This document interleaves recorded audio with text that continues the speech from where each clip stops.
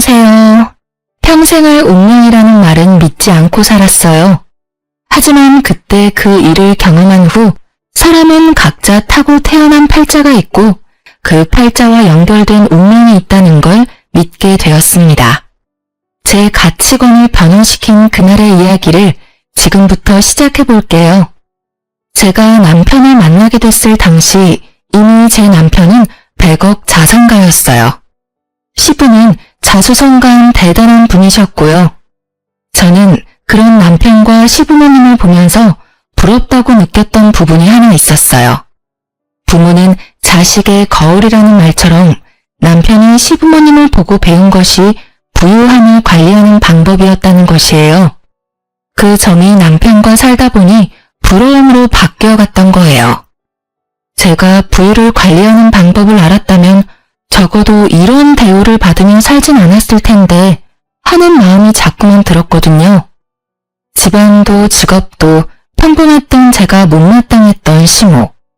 그리고 그런 저를 무시하는 남편과 살면서 얻은 거라고는 제 하나뿐인 자식과 고생한 흔적만 고스란히 담긴 저 자신뿐이었어요. 남편이 돈 많은 자산가면 뭐하나요? 있는 놈이 더한다고 제게 돈 한 푼 쓰는 걸 아까워하는 사람인걸요. 본인은 옷이며 신발이며 값비싼 것들로 치장하기 바빴지만 제가 쓰는 살림살이는 그렇게도 아껴라 타박을 하던 사람이에요. 제 남편이. 당신 수진이한테 나 몰래 용돈 줬어? 애들이 무슨 돈이 필요하다고 돈을 쥐어줘? 오늘 수진이 소풍이라 이럴 때 아니면 언제 용돈을 줘요? 그리고 이제 애들도 자기 용돈 관리도 해보고 할 때 됐잖아요. 여보도 딱 수진이 나이 때부터 용돈 관리 연습했다면서요. 쟤가 나랑 같아? 어차피 쟤는 생긴 걸로 보나 하는 짓으로 보나 당신을 빼다 박았는데 나 같은 영특한 행동을 할 리가 없잖아. 다시는 당신 멋대로 용돈 챙겨주는 짓 하지 마. 알겠어? 이제 용돈도 받고 자기가 돈 관리도 해볼 나이에요. 그리고 진웅이는 동생인데도 작년부터 당신이 용돈 주고 있잖아요. 아이들을 그렇게 차별하는 부모가 어딨어요? 수진이도 당신 딸이에요. 당신이 언제부터 나한테 언성을 높였지? 지금 이만큼 살고 있으니까 이게 다 당신이 읽어낸 줄 아나 봐. 그리고 차별하지 않도록 수진이도 날 좀 닮게 낳지 그랬어 그럼. 수진이 너, 네 엄마처럼 네 돈 아니라고 흥청망청 쓰지 말고 그대로 가져와. 알겠어? 정말 이렇게까지 해야 해요? 오늘 수진이 소풍날이라고요. 아이 용돈 좀 챙겨준 게 무슨 잘못이라도 된 것처럼 굴면서 아이 기분까지 망쳐야겠어요? 엄마, 나 괜찮아. 아빠, 저 괜찮아요. 용돈은 여기에 두고 갈게요. 저 용돈 필요 없어요. 엄마가 도시락도 챙겨주고 과자도 챙겨줘서 필요 없을 거예요. 저는 아이들 앞에서까지 저를 무시하는 것도 모자라 제 딸아이에게까지 저를 대하듯 행동하는 남편이 너무 싫었어요. 그래서 이혼을 결심했던 적이 한두 번이 아니었고요. 제 딸도 얼마나 마음이 고단했으면 한 번은 아무도 모르게 밤중에 이불을 머리 끝까지 뒤집고 우는 거예요. 우연히 화장실에 가려다 그런 모습까지 보게 되니 괜히 시부모님과 남편에게 넘치는 사랑을 받는 아들에게 얄미운 감정까지 들었어요. 네, 그러면 안 되는 거죠. 제 아들이 잘못한 건 아니니까요. 하지만 환경이 제 딸은 저의 아픈 손가락으로 만들더라고요. 그래서 딸아이에게 너무 힘들면 저와 이 집에서 나가 단둘이 지내는 건 어떻겠냐고 물었던 적이 있어요. 그런데 제 딸은 제 가슴을 미어지는 대답을 하더군요. 수진아, 엄마가 꼭 물어보고 싶은 게 있는데 솔직하게 대답해줬으면 좋겠어. 엄마랑 수진이랑 둘만 외할머니네서 지내는 건 어떨까? 엄마랑 함께면 어디든 너무 좋아. 하지만 엄마, 아빠가 미워서 그런 거라면 난 싫어요. 아무리 나를 미워하는 아빠라도 난 없는 것보다 있는 게 좋아. 내가 사랑하는 아빠잖아. 제 이혼 결심을 말린 건 이런 제 딸이었어요. 부모는 자식 보고 사는 거라는 말을 실감하며 그렇게 참고 또 참으며 살아왔습니다. 하지만 돈만 알지 남의 마음이라고는 눈꽃만큼도 헤아릴 줄 모르는 남편은 변함이 없었어요. 거기다 나중에는 저와 제 딸의 대화를 어떻게 알았는지 저에게 더 못되게 굴었어요. 이렇게 모진 남편과 살면서 주변 사람들에게 들은 말이라곤 시댁과 남편 얼굴에 먹칠하는 여자였네요. 그래도 하늘이 조금은 도왔다고 생각해요. 제가 느낀 저의 인생 시간이 빠르게 흘렀으니까요. 일이 살다 보니 어느새 우리 아들이 결혼하는 날도 오더라고요. 며느리도 예쁜 외모만큼이나 싹싹하고 성격이 좋아 제 마음에 꼭 들었어요. 어쩌면 그래서 결혼 전에 더욱 걱정이 되었던 걸지도요. 거기다 여자라면 무시만 하는 줄 알았던 남편도 며느리 사랑은 시아버지라는 말을 증명이라도 하듯 며느리를 정말 예뻐했어요. 저는 그런 남편의 태도가 의아했지만 그래도 남의 귀한 자식이 천대받는 것보다 예쁨 받는 게 좋은 거니 다행이다 여기며 지냈어요. 그런데 남편이 저를 대하는 태도가 여전해서였을까요? 해가 갈수록 그 싹싹하던 며느리도 저를 대하는 태도가 변해갔습니다. 하루는 연차를 내서 쉬는 날이라며 며느리가 집에 찾아왔었어요. 아들은 바빠서 자기와 시간 보낼 틈이 없다면서요. 남편이 좋아하는 곶감을 한가득 사서 왔고 남편은 입이 귀에 걸렸더군요. 참 웃긴 게 제가 무슨 이 집 식모라도 되는 듯 며느리는 자연스럽게 그 곶감 상자를 제게 쥐어주더라고요. 거기다 자기가 제 윗사람이라도 된 것처럼 제게 고개만 살짝 까딱이며 인사를 하곤 상자만 건넨 뒤 휑하니 거실에 앉아있는 남편에게 향했어요. 아버님, 식사는 하셨어요? 저는 시댁 올 생각에 밥 먹는 것도 까먹고 나온 거 있죠. 오는 길에 가볍게 요깃거리 한 게 전부니까 아버님이랑 저녁 식사까지 하고 가도 괜찮죠? 그럼 물론이지. 아가, 오늘은 뭐 먹고픈 것 없냐? 네 시엄마가 다른 건 몰라도 그래도 음식 솜씨 하나는 봐줄만 해. 먹고 싶은 게 있으면 시엄마한테 다 말해놔라. 아버님도 참, 며느리가 돼서 어떻게 어머님께 요리해달라고 해요. 아무리 요즘은 허물없이 지내는 시어머니와 며느리가 많다고 해도 어머님께서 싫어하실지도 모르고요. 지금 네 시엄마 눈치를 보는 거냐? 네 시엄마가 나 몰래 눈치라도 주돈? 이 옆에 내가 안 보는 곳에서는 내게 시집살이 시키냐? 어머님처럼 좋은 분께서 시집살이라뇨. 전혀 그런 거 아니에요. 저 먹고픈 거 생겼어요. 아버님께서 요즘 기운이 없으신 것 같으니까 어머님께 백숙 먹자고 하면 좋겠어요. 제가 말씀드리고 올게요. 며느리는 남편과 한참을 떠들더니 주방에서 곶감 정리를 막 마친 제게 왔어요. 그러고는 말투나 표정까지 싹 바꿔서는 지시하듯이 제게 말하는데 단전부터 화가 확 치밀어 올랐어요. 하지만 저는 애써 참으며 좋게 둘러 말했어요. 아니, 다그치고 싶어도 남편이 떡하니 집에 있으니 할 수 없다는 게 적절한 표현이겠네요. 며느리도 그걸 아니 제 머리 꼭대기까지 기어올랐어요. 어머님, 곶감 정리 끝나셨으면 나가서 장 좀 봐오셔야 할 것 같아요. 아버님 안색이 별로 안 좋아 보이니까 오늘 저녁에 닭 사다가 백숙 좀 해주세요. 어려운 음식도 아니니까 할 것도 없고 어머님도 좋겠네요. 그럼 우리 아들한테도 연락해서 저녁에 집으로 오라고 하렴. 오랜만에 다 같이 식사하면 되겠구나. 그런데 얘 말투는 좀 더 예의 있게 하는 게 어떨까? 그래도 어머니 나도 네 시부모인데 명령하듯 말하지 않았으면 좋겠구나. 아버님 앞에서는 한마디도 못하면서 주방에 돌뿐이라고 그새를 못 참고 지적질은. 그럴 시간에 얼른 가서 장이나 봐오세요. 참, 어머님은 백숙 별로 안 좋아하시죠? 오늘은 김치 간단히 식사하셔야겠네요. 메뉴가 마음에 안 들면 밖에서 대충 떼우고 오시던가요. 저는 며느리와의 대화에 속이 들끓었지만 문제를 일으키고 싶지 않아 자리를 피하고 밖으로 나왔어요. 아들과 딸아이를 오랜만에 볼 생각만 하며 기분을 달랬죠. 그런데 안타깝게도 달래졌던 제 기분은 또다시 구렁텅이에 빠졌어요. 제 아들과 며느리의 부부관계도 전 같지 않다는 걸 알아버린 걱정만 가득 쌓인 날이 되어버렸거든요. 신을 느낀 물씬 풍기던 전과는 달리 오랜만에 본 아들 부부는 서로 말도 잘 섞지 않았어요. 제 아들의 안색도 별로 좋지 못했고요. 그러니 이 모든 걸 모르고 싶어도 몰라지나요? 하지만 둘 사이에 잠시 갈등이 있나 보다고 부부싸움은 칼로 물베기라니 곧 좋아질 거라고 여기며 구태여 아는 티를 내지는 않았어요. 그런데 그 후로도 아들 부부의 사이는 여전히 냉랭한 듯 했어요. 꽤 오랫동안 그런 모습을 제게 보여왔거든요. 거기다 그렇게 지내는 시기가 점점 길어지고 며느리와 아들의 관계도 며느리가 저를 대하는 태도도 좋지 못하면서 막막함만 커져갔어요. 그 모든 걸 보고 느끼면서도 저는 늘 속으로만 삭히고 꾹 참으며 지내는 것 말곤 할 수 있는 게 없었어요. 그날의 일이 터지기 전까지는요.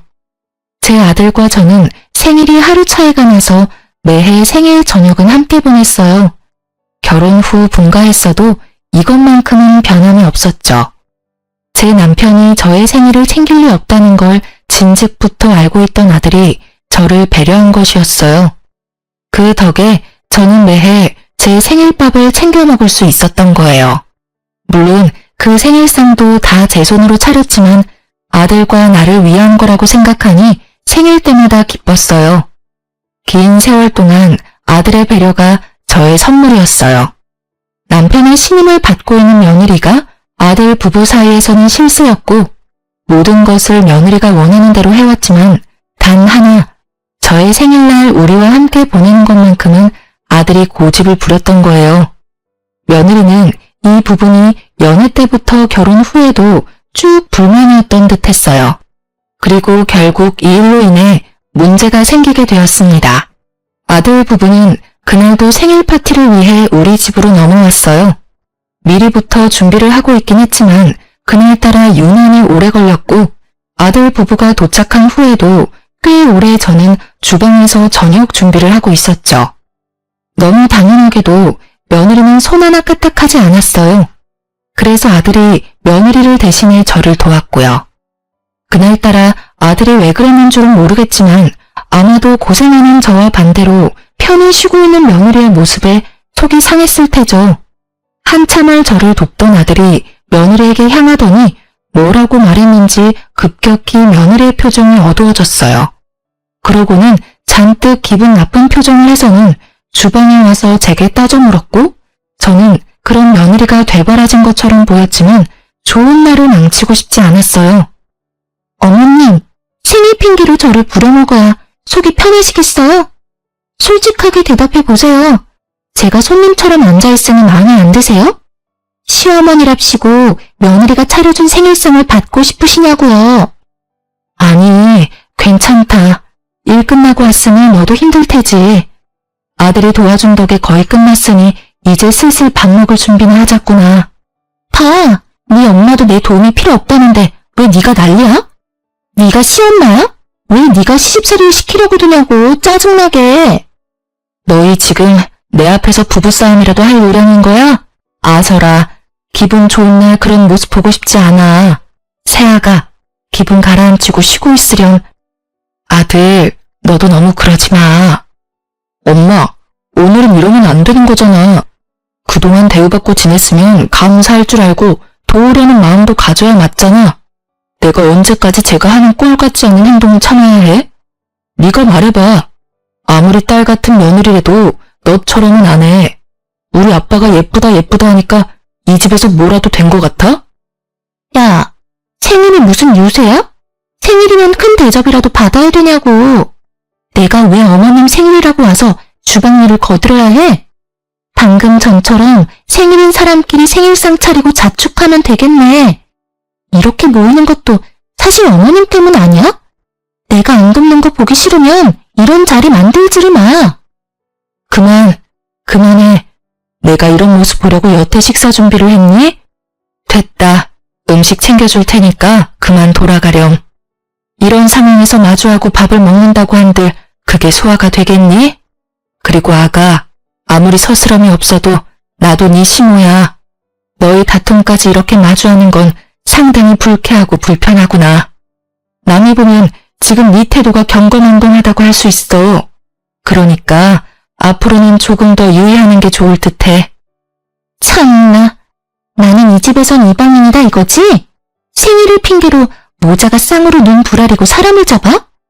어머님도 그러는 거 아니죠? 경거망동하다고요? 그러는 어머님은 뭐 얼마나 고상하신데요? 이 집에서 기 한 번 제대로 못 패고 살면서 기가 막히네. 제가 며느리라고 꼴에 시엄마 노릇은 해야겠다 싶어요? 며느리는 아들과 제 말에 따박따박 받아치며 언성을 높였어요.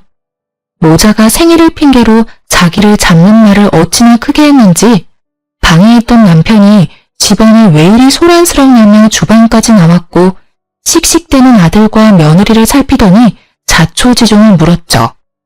며느리는 이때다 싶었는지 저와 아들을 한 번씩 노려보더니 제 남편에게 찰싹 붙어서는 불쌍한 척 연기를 해댔어요.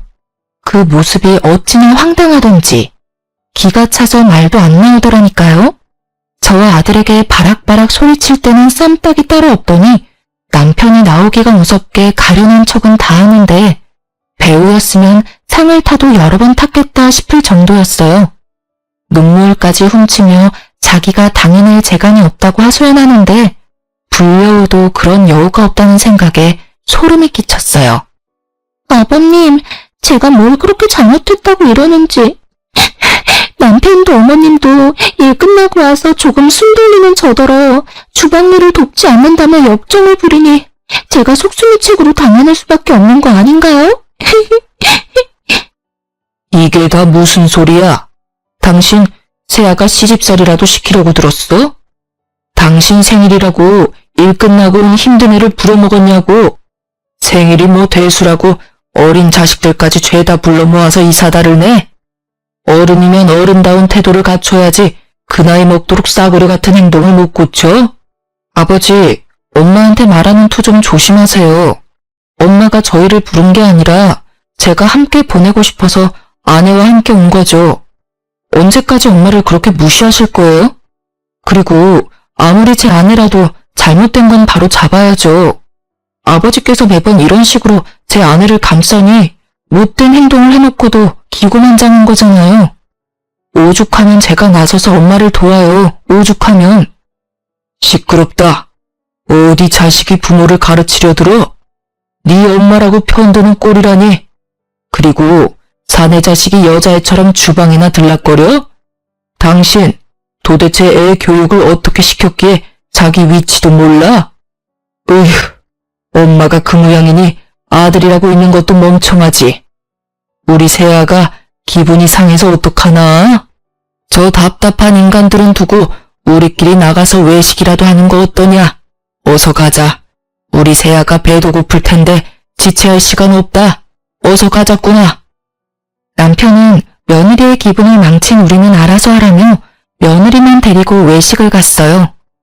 며느리는 자기가 이겼다는 듯 웃음 띤 얼굴로 저와 아들을 보고 웃더군요. 그 모습에 처음으로 이가 바득바득 갈리더라고요. 아들은 제게 생일날을 망쳐 미안하다고 사과하는데 저는 그런 아들에게 이렇게 만들길 잘했다고 했네요. 앞으로는 참고만 있진 않겠다고 우리끼리라도 생일 파티를 하자고 아들을 다독였어요. 그렇게 저희가 식사를 마친 뒤 뒷정리를 하고 있는데 남편과 며느리가 고기 냄새를 풀풀 풍기며 들어왔어요. 그 냄새만 맡아도 어찌나 화가 나는지 결국 저는 굵은 소금을 한 바가지 퍼서 곧장 현관에가 남편과 며느리를 향해 마구 뿌려댄 뒤 그 인간들한테 엄포를 놓았어요. 이 사리분별도 못하는 인간아. 내가 30년 넘게 당신 비위 맞추고 살았으면 적당히 해야 할 거 아니야. 앞으로 한 번만 더 아이들 앞에서 나 무시하는 행동 하기만 해. 그땐 이 소금으로 안 끝날 줄 알아. 그리고 얘, 너도 여우짓 하는 거 한 번만 더 내 눈에 띄면 가만 안 둘 테니까 그런 줄 알아라. 더는 예전처럼 좋은 게 좋은 거라고 생각하면서 웃어 넘길 일 없으니까. 앞으로는 며느리면 며느리답게 처신 똑바로 하렴. 알겠니? 에이, 이 요편네가 미쳤나? 나이 먹더니 노망이라도 났냐? 감히 나한테 지금 뭐 하는 짓이야? 자식들 앞에서 이런 쪽을 줘? 남편 알기를 우습게 하는 거야, 뭐야? 이 집에서 쫓겨나고 싶냐? 어? 며느리다운 게 어떤 건데요? 지금 본격적으로 시집살이라도 시키겠다고 선전포고하는 거예요? 괜찮다더니 순 거짓말이셨던 거네요. 남의 집 귀한 자식이라더니 부려먹을 생각부터 하시는 건가요? 저 너무 서운해요. 그동안 제가 잘은 못했어도 처신 욕날 정도는 아니었잖아요. 아닌가요? 며느리 부려먹을 생각 말고 당신 처신이나 잘해. 개념 없고 멍청해도 정도껏 해야지. 어디 남편한테 소금을 뿌리게. 그것도 자식들 다 보고 있는 앞에서 말이야. 한 번만 더 기어오르려고 들면 이 집에 발도 못 붙일 줄 알아. 남편은 또다시 며느리 편에 서서 저를 무시했어요. 평생을 제 목소리 한번 크게 내본 적 없던 저인데 돌연 제가 큰 소리 좀 낸다고 누가 겁을 먹겠어요. 결국 아들이 다시 나섰고 남편이야 옛날부터 자기가 이 집의 왕인양 살던 인간이라 태도를 달리하지 않았지만 며느리는 아들 눈치가 조금은 보였는지 그 뒤로는 아무 말도 하지 않았어요. 저는 며느리와 아들에게 앞으로는 집에 자주 찾아올 필요 없다고 생일도 앞으로는 같이 보내지 않기로 선을 그은 뒤 돌려보냈죠. 그런데 그 후로 저와 남편의 관계는 남보다 못한 사이로 갈라진 반면 며느리와 남편 사이는 애틋해 보일 만큼 좋아졌어요. 아들 눈치를 보며 며느리는 조금 조심하는 듯 했지만 얼마 가지 않았죠. 되려 남편이 며느리 길을 살려주느라 저를 홀대한 탓에 며느리는 전보다 더 자주 우리 집에 찾아왔고 나중에는 며느리가 제 머리 꼭대기에 앉아 마치 자기가 제 시모라도 된 듯 집안을 휘두르려고 했습니다. 그래서 저는 며느리가 집에만 찾아오면 밖으로 나가버렸어요. 한 공간에 있으면 제가 며느리에게 쓴소리 좀 할라치면 남편이 저를 쥐잡듯이 잡는 통에 되려 며느리만 더 기고만장해졌거든요. 그런 꼴을 계속 마주하느니 제가 그 자리를 피하기로 한 거예요. 그렇게 지내던 어느 날 며느리가 제게 전화를 해왔어요. 아주 살가운 목소리로 말하는데 어찌나 당혹스럽던지. 네가 내게 어쩐 일로 전화를 다 했니? 안부 연락을 한 번 안 하면서 말이야. 어머님도 참. 대신 제가 자주 찾아뵙잖아요. 오늘 연락드린 건 요즘 남편이 일이 고단한지 힘이 없어서요. 제가 요리하는 음식은 먹는 돈 마는 돈이라 걱정이 되네요. 어머님께서 남편 좋아하는 음식 몇 가지만 좀 해주시면 안 될까요? 하시는 김에 잡채랑 이것저것 챙겨주시면 더 좋고요. 죄송해요. 제가 요리 솜씨가 없어서 많이 부족해요. 제 아들이 힘이 없다는데 그 말을 듣고 싫다고 할 부모가 있을까요? 며느리 입으로 들어가는 거라면 나 몰라라 하겠지만 제 아들을 위한 거니 저는 통화를 마치자마자 한가득 장을 봐 음식을 했어요. 그리고 다음날 저는 만들 찬들을 챙겨 며느리 집으로 향했어요. 며느리가 전날 통화 당시 둘 다 일 때문에 바빠 낮에 집에 없으니 문을 열고 들어가라고 도어락 암호까지 친히 알려줬거든요. 며느리가 급히 할 필요 없으니 주말 전까지만 가져다 주라던 말을 간과하고 급하게 준비했던 제 탓이었을까요? 아무도 없을 줄 알았던 아들 부부의 집에서 심장이 다 벌렁거릴 장면을 목격하고 말았습니다. 현관을 열고 들어서는데 신발장에 여자와 남자 신발이 아무렇게나 놓여있기에 처음에는 아들 부부가 바빠서 미처 신발 정리를 못했다고 생각했어요. 그런데 안으로 들어서자 화장실 앞에 옷가지들이 널브러져 있는 겁니다. 거기다 화장실 안에 있는 여자와 남자의 목소리가 밖으로 새어나왔죠. 저는 아들 부부가 휴가를 냈나 싶었어요.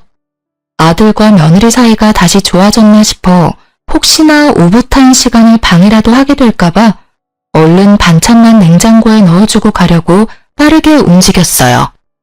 그런데 간간히 들리는 남자의 목소리가 낯설게만 느껴지는 거예요. 쎄한 기분을 감출 길이 없어 혹시나 하는 마음에 아들이 받지 못하는 상황이라고 생각을 하면서도 작은 방에 들어가 아들 번호로 전화를 걸었어요.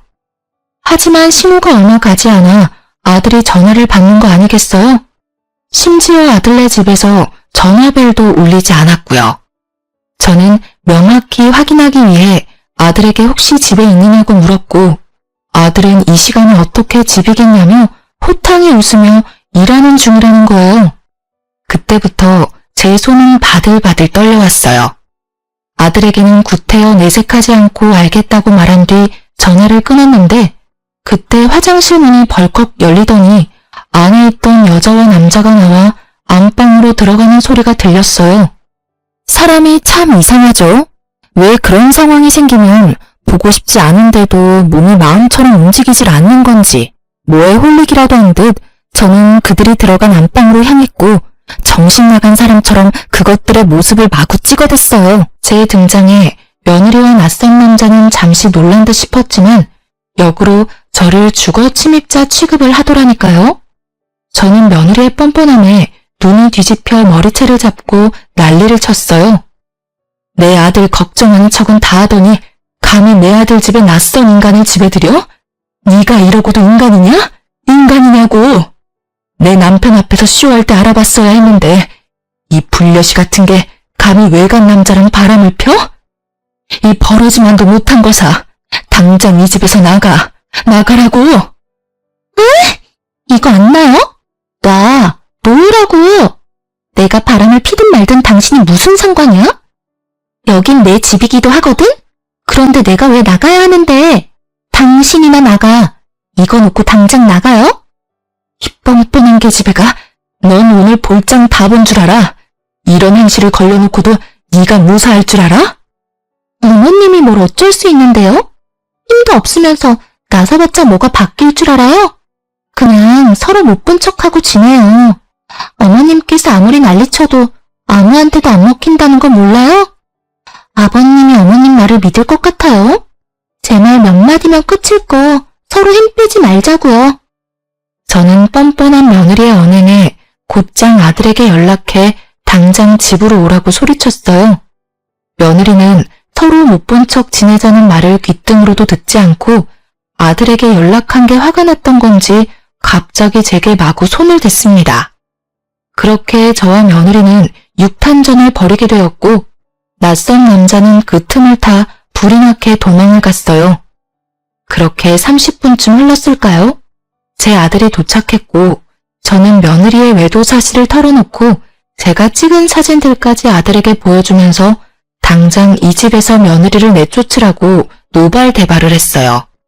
이게 다 무슨 말이야? 이 사진 속 남자는 도대체 누군데? 진짜 바람이라도 폈다는 거야? 당신이 말해봐. 엄마 말이 다 사실이야? 저것이 말을 하고 말고가 뭐가 중요해. 내가 둘이 엉켜있는 걸 두 눈으로 봤고 저것이 나더러 못 본 척하고 지내자는 말까지 했어. 그럼 인정인 거나 다름없는 거지. 어머님, 제발 좀 말 보태지 마세요.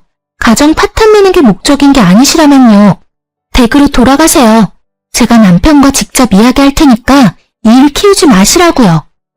당신이야말로 수작 부리지 말고 이 사진 속 여자가 진짜 네가 맞는지만 대답해.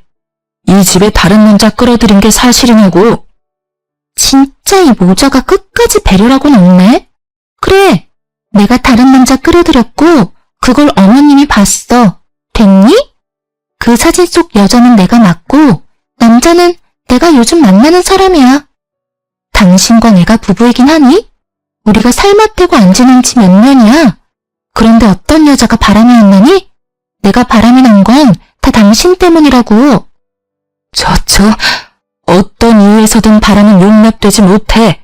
넌 정말 사람도 아니다. 나가. 당장 내 아들 집에서 나가라고. 다시는 이 집에 얼씬도 하지 마라. 며느리는 제게 자기 가정을 파탄낸 파탄자라는 욕설을 뱉고는 집을 나갔어요. 그날 이후 제 아들은 한참을 힘들어했어요. 아들은 괜찮다고 하지만 제 아들이 힘들어하는 모습을 보고 있자니 제가 큰 잘못이라도 한 것만 같았어요. 며느리의 말대로 어쩌면 제가 아들의 가정을 파탄낸 게 맞는지도 모르겠다는 생각이 자꾸만 들었거든요. 아들은 조금 진정된 뒤에 며느리를 상대로 이혼 소송을 걸었어요.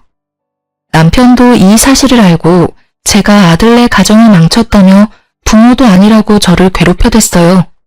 거기다 아들과 며느리의 이혼 사실을 알게 된 후 남편은 밖에서 지내는 시간이 많아졌어요. 저는 며느리를 만나러 다니는 것은 아닌가 하는 생각이 자꾸만 들었죠. 예뻐했고 둘의 사이가 좋았던 만큼 연락이라도 하고 있는 건 아닌가 하고요. 그래서 하루는 남편의 뒤를 캐보기로 마음먹고 남편 몰래 뒤를 따랐죠. 그리고 곧 남편이 밖에서 만나던 사람이 누군지 확인하는 순간 저는 뒤로 까무러칠 뻔했습니다. 남편이 며느리의 불륜 놈과 며느리까지 끼고 셋이서 무슨 가족이라도 된 듯 하하호호 웃으며 식사를 하고 있는 거 아니겠어요? 처음엔 납득이 가지 않아 머리가 새하얘졌어요. 하지만 곧 정신을 차리고 저는 그 자리에 쳐들어갔고 남편은 저를 보고 기함했어요. 당신 여기서 지금 저것들이랑 뭐해? 설마 며느리가 바람피고 있다는 사실을 알면서도 모른 척 지냈던 거야? 당신이 도대체 왜 내 아들을 상처 준 저것들이랑 같이 밥을 먹고 있는 건데? 당신이 여긴 어떻게 알고 왔어? 일단 여기서 이럴 게 아니라 집에 가서 얘기해. 내가 자초지종을 다 설명할 테니까. 가긴 어딜 가. 당신 머리가 어떻게 된 거 아니야? 아무리 며느리가 예쁘다고 해도 네 자식 상처 준 쓰레기 같은 것이랑 웃으며 밥을 먹어? 그것도 불륜남이랑 같이? 여기서 딱 말해. 어떻게 된 건지 저것들 앞에서 말하라고. 내가 무슨 말을 해도 아무도 안 믿을 거라고 자신 있게 말하더니 다 이런 이유 때문이었구나. 믿는 구석이 당신이었던 거야. 그렇지? 노망이 나도 단단히 났네, 이 인간이. 당신 무슨 말을 하는 거야? 여기서 소란 피우지 말고 집에 가서 말하자고. 빨리 따라와. 남편은 저를 끌고 집으로 향했어요. 제가 아무리 몸부림을 쳐도 남편은 까딱도 하지 않았죠. 집에 도착해서야 남편은 제 손을 놔주었어요. 저는 남편에게 이제 당신이 원하는 대로 집에 왔으니 한 톨의 거짓 없이 다 털어놓으라고 소리쳤어요. 며느리와 도대체 무슨 관계라도 되느냐고, 왜 그것들이랑 같이 있었던 거냐고 추궁했죠. 남편은 머리를 굴리기라도 하는지 입을 옴싹거릴 뿐 말을 뱉지는 않았어요. 그러기를 10분. 저는 더는 기다려줄 수 없어 며느리에게 자초지종을 물으러 가야 말을 할 거냐고 다그쳤어요. 그리고 그 순간 쫓아냈던 며느리가 집으로 들이닥쳤고 우리 집안은 며느리의 등장으로 풍비박산이 났습니다. 저는 며느리에게 무슨 낯짝으로 우리 집에 발을 들이냐고 난리를 쳤지만 며느리는 아랑곳하지 않고 집으로 들어왔어요. 그런데 남편의 태도가 이해할 수 없었어요. 밖에서는 그렇게 웃고 떠들며 며느리를 대하던 남편이 갑자기 며느리에게 왜 왔느냐고 당장 돌아가라고 하는 겁니다. 하지만 며느리는 시아버지의 말도 무시한 채 미친 사람처럼 웃어 제끼는 거예요. 그러더니 제 어깨를 잡으며 이렇게 말했어요. 어머님, 지금 당장 제게 머리 조아리고 절이라도 박으세요. 갑자기 쳐들어와서는 지금 무슨 말을 하는 거야? 내가 왜 내게 절을 해? 미쳤니? 이제는 너랑 엮이는 거라면 다 징글징글하다. 이게 다 무슨 악연이니? 제발 내 눈앞에서 사라져. 너 같은 인간 말종이랑은 한순간도 마주하고 싶지 않으니까. 제발 좀 눈에 띄지 말란 말이야. 어머님, 말 가려하세요. 제 생각에는 어머님께 제가 은인일걸요? 제가 재미있는 사실을 알려드리려고 친히 거론했거든요. 어머님, 저랑 바람난 그 남자가 아버님의 친자식이라면 어떨까요? 어머님께서 말씀하신 용납이 안 된다던 그 짓을 아주 오래도록 아버님께서 하셨네요. 제 덕에 지금 어머님도 저처럼 이혼하게 생겼고 제가 이 지옥 같은 집에서 벗어날 이혼 사유 만들어드렸으니 저한테 절이라도 하셔야 하는 거 아닌가요? 이혼 축하드려요, 어머님. 그게 다 무슨... 여보, 지금 저것이 뭐라고 하는 거예요? 며느리랑 바람피던 불륜남이 왜 당신 친자식이야? 이게 다 무슨 상황인 거냐고? 이렇게 상황 파악을 못하셔서야 알려드린 재미가 없네. 당신 남편이 당신이랑 결혼하고도 외간 여자랑 바람을 피웠고 그 여자랑 당신 남편 사이에 아이가 생겨서 낳았고요. 당신이 얼마 전 아들 집에서 본 그 외간 남자가 아버님의 친아들이야. 쉽게 말하면 내 남편의 배다른 형제이자 당신의 하나뿐인 아들의 배다른 형제.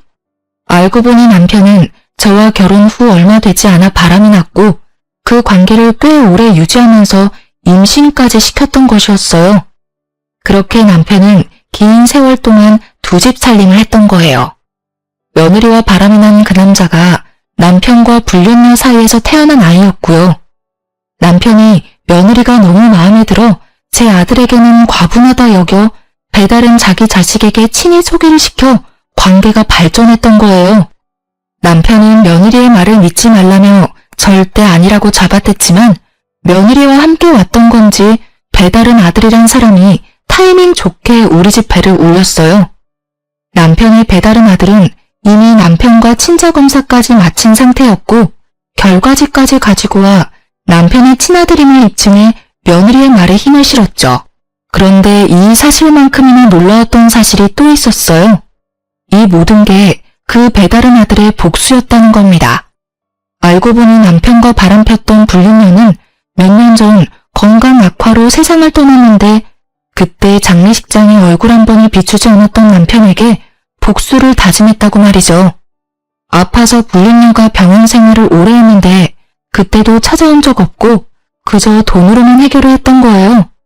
그 모든 걸 보며 지내온 남편의 배다른 아들은 자기 가정이 무너졌지만 여전히 가정을 이루고 잘 살고 있는 제 남편을 무너뜨릴 계획을 세웠던 거예요.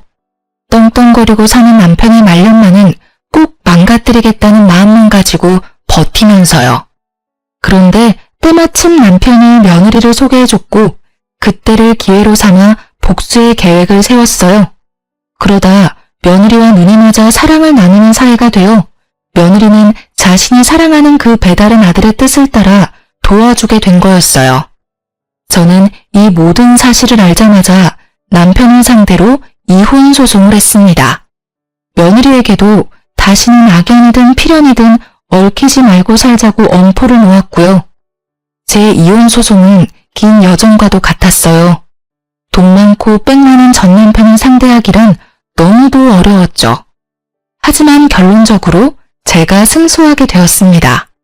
제 아들의 이혼도 며느리가 바람을 인정하면서 합의를 통해 쉽게 정리할 수 있었어요. 전 남편은 제게 자기 재산을 나누는 것이 아까워 어떻게든 한 푼이라도 안 주려고 기를 썼어요. 그러나 전 남편으로 인한 이혼 사유 덕에 전 남편의 바람은 물거품이 되어 재산은 물론 위자료까지 모두 챙길 수 있었네요. 저는 이혼 후 아이들과 살림을 합쳐 함께 지내기 시작했어요. 늦은 나이긴 해도 사회생활도 시작해 나만을 위한 시간을 보내고 있었죠. 그러던 어느 날 전 남편이 난무한 행색으로 찾아왔어요. 처음엔 너무 볼품없는 차림이라 전 남편인 줄 모르고 수상한 사람이라고 오해해 신고까지 했어요. 경찰서에 가서 전 남편의 진변을 확인한 후에야 알아차릴 수 있었어요. 그런데 전 남편이 저를 찾아온 이유가 너무도 황당했습니다. 당신은 아주 멀끔히 잘 사나 보네. 이혼하고 나서 얼굴도 덮이고 말이야. 어디 다른 살림이라도 차린 건 아닌가 보지? 애들이랑 같이 지내는 거 보면. 그게 당신이랑 무슨 상관이야? 당신이야말로 어떻게 살면 그런 거짓골을 할 수 있어? 얼른 돌아가.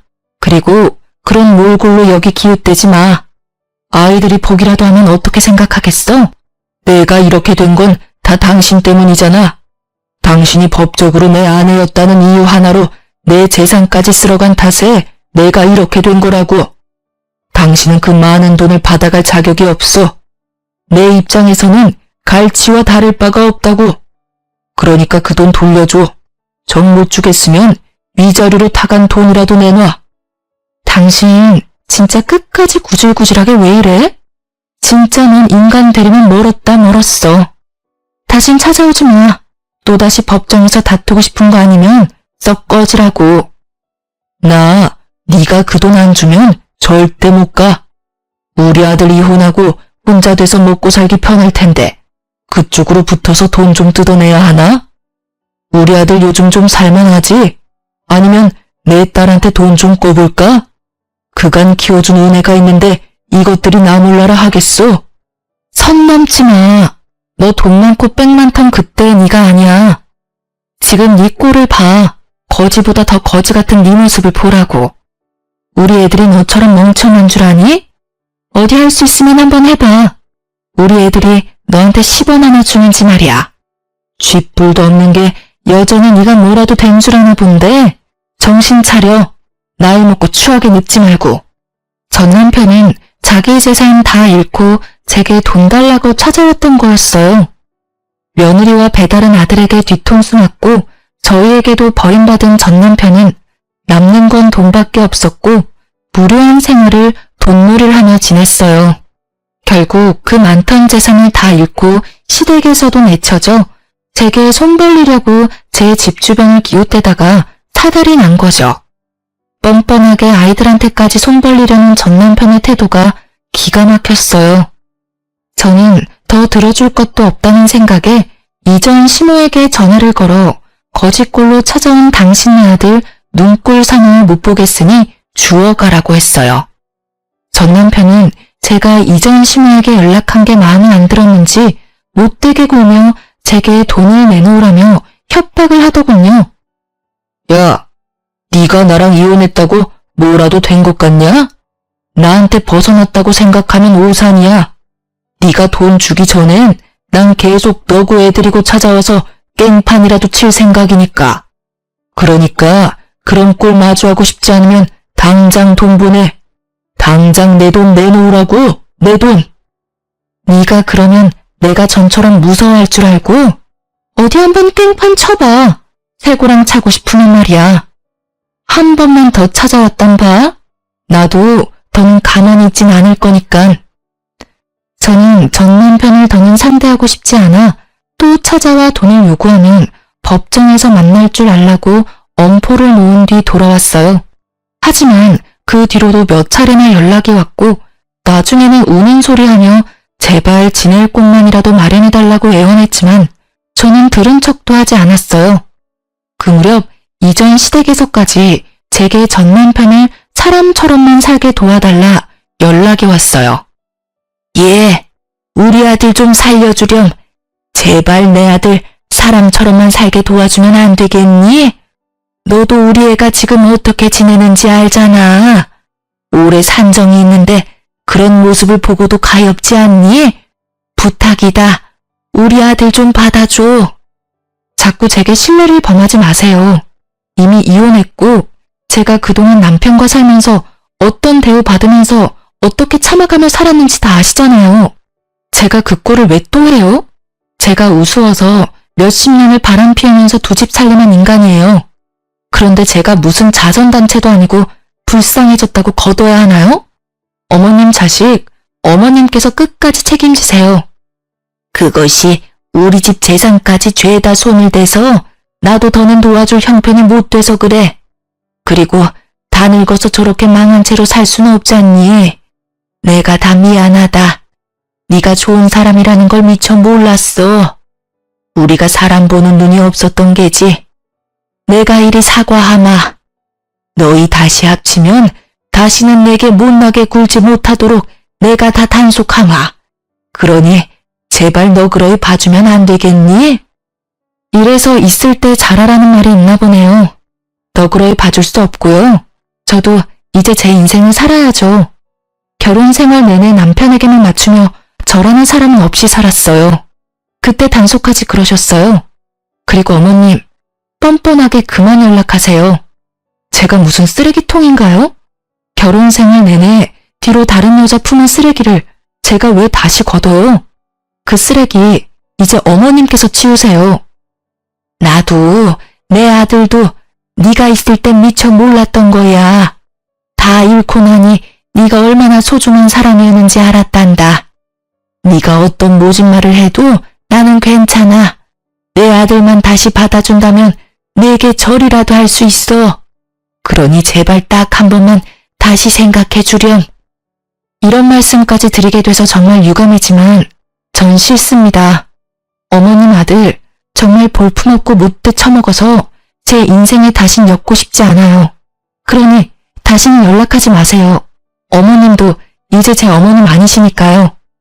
저는 대차게 거절했고 그 후로 시댁의 연락도 전 남편의 연락도 모조리 끊어버렸어요. 제 아이들에게도 도움되지 않을 연락이니 아빠에 대한 연민이 있어 받아주고 싶은 게 아니라면 되도록 연락을 자제하라고 당부했죠. 그 뒤로는 그 어느 접점도 없었어요. 간혹 아이들에게 연락해온 것 같기는 하지만 아이들은 저를 배려해 이야기하지 않았어요. 그렇게 과거의 제 올가미와도 같은 인간들을 끊어내니 그제야 모든 것이 끝났다는 실감이 났어요. 몇 년이 흐른 지금은 주변에서 제 얼굴에 꽃이 만개한 것처럼 환하게 폈다는 말을 자주 해주세요. 저는 그 말이 어떤 의미인지 너무나 잘 알아요. 지금처럼 더없이 잔잔하고 또 행복했던 적은 없으니 당연히 얼굴색도 좋아지고 사람 사는 것 같아 보이는 거죠.